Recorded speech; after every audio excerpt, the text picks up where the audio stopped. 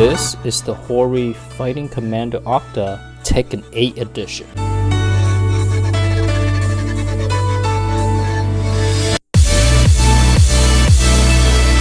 This controller looks badass, right? Look at this. Immediately off the bat, you're gonna notice that there are an extra nub here. So essentially you gain a right stick.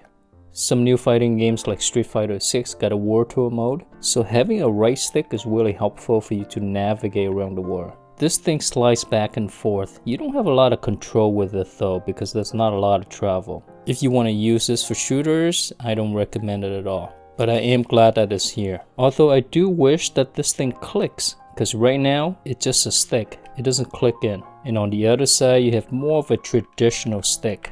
There's an 8-way gate here. And I guess this is where it gets the names from, Octa, right? Octagon. This is great for fighting games. You can do 360 movements really quick with this. And the stick itself is really short, so you don't have a lot of travel. It's just really quick. In terms of tension, this is actually a little lighter than the original Octa. This is pretty stiff and not very smooth at all. But here on the new one, it's a lot lighter and easier to control.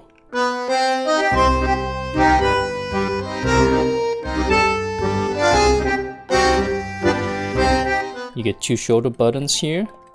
These are nice and clicky. And you get 2 huge trigger buttons here.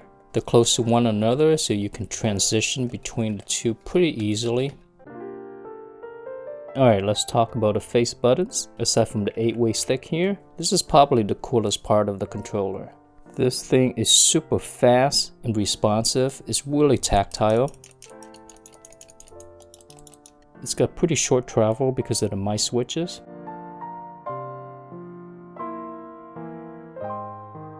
The buttons are nice and big and easy to reach.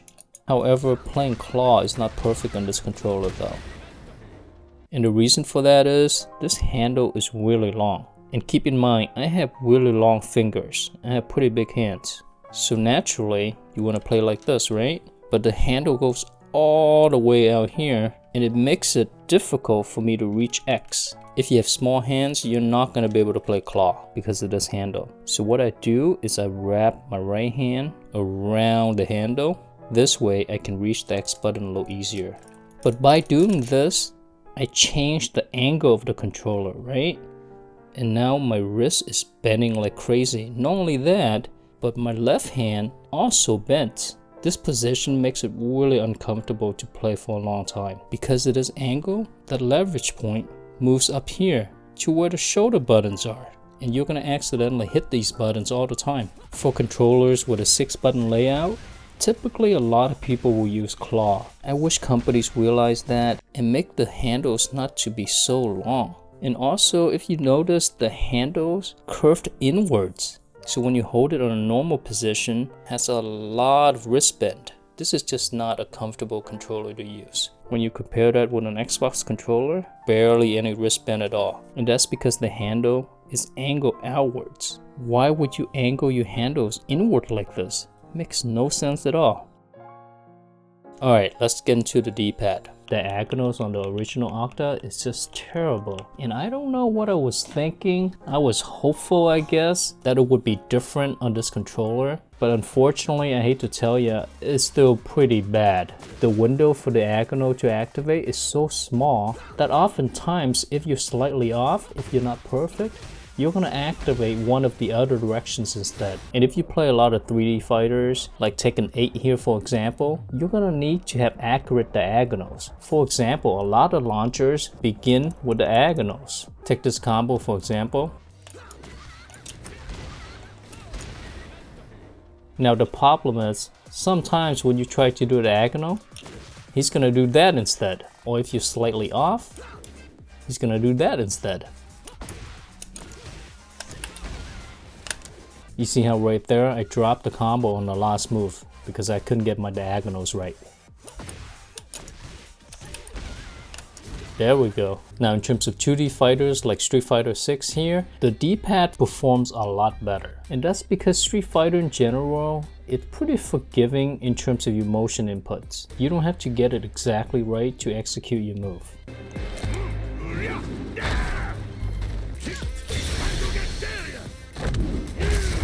This is your last try. Let's go.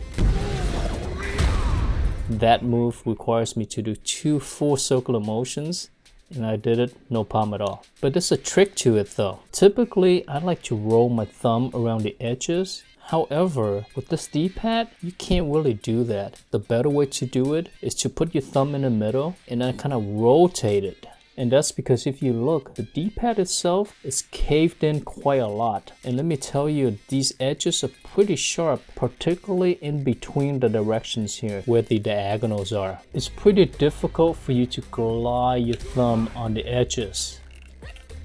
See, you see right here, it just stops you from doing it.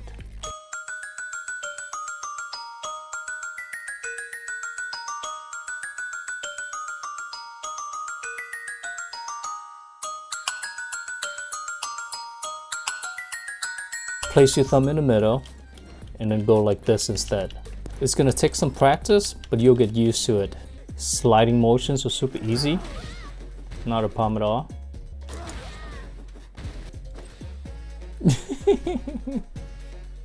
Now you think that's pretty bad, right? But it actually gets worse. And this is when companies try to do fancy things and doesn't stick with the basics. Now the face buttons here, the switches in them are my switches, which has really short travels and it's really quick and responsive, right? The D-pad, however, does not have my switches.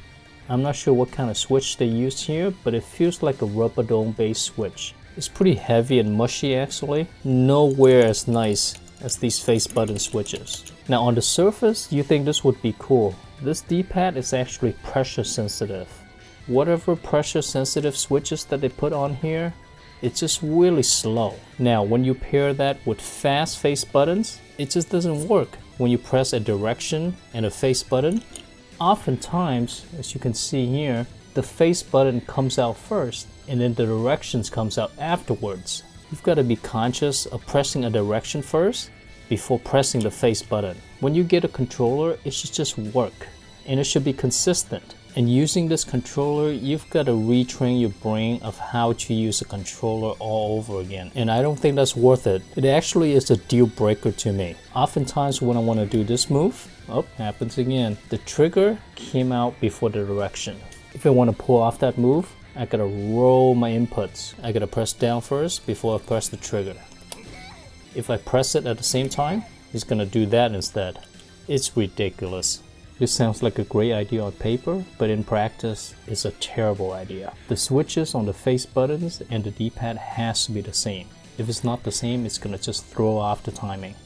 You can use the HORI device manager to adjust the buttons. The app itself is pretty simple. You can change the button mapping here, and as mentioned, you can change the sensitivity on the D-pad. You see how I scale back the straight directions, and then I exaggerate the diagonals. But even with this, it doesn't really help. Let's get into the input lag test. Minimum 0.66 milliseconds, maximum 44 milliseconds. You notice that the gap here is pretty big, right? Well, that's because the utility that I use for my input lag test measures the rotation of the left stick. And because the gates here are cut into 8 directions, so it's really choppy. This is not the best test for this stick. In terms of jitter, it's a little higher than normal, and again, that's because of the 8-way gate on the stick. Average input delay is about 5 milliseconds.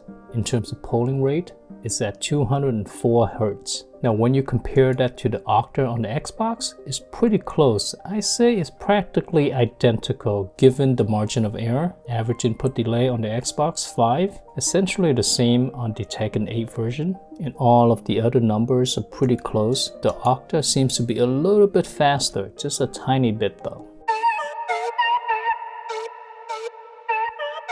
Alright, final thoughts. Fool me once, shame on you. Fool me twice, shame on me. And in this case, shame on me. This thing has the exact problems that this thing has. Diagonals are terrible. If you're an edge slider, forget about it. You've got to adjust and learn how to play from the inside of this caved in area. And as much as I love the tactility of the face buttons, the discrepancy between the switches here versus the D-pad is a deal breaker for me. If you only play Street Fighter 6, this controller is pretty decent for that, but for everything else, I don't recommend it, particularly for 3D fighters like the DOA6 or Tekken that relies heavily on diagonals.